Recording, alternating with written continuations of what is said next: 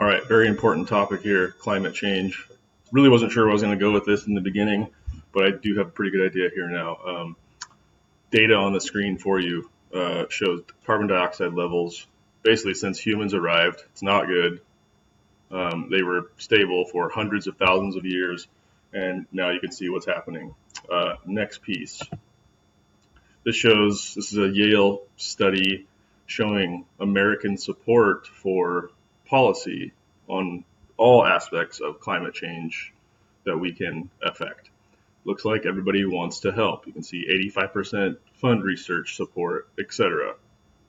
Now, the problem is we are not seeing that in voter turnout or voter turnout in general.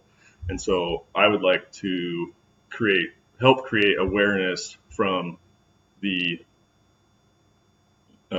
data to the actual voting to make changes and to get people to go out and do it. So we'll see where that goes.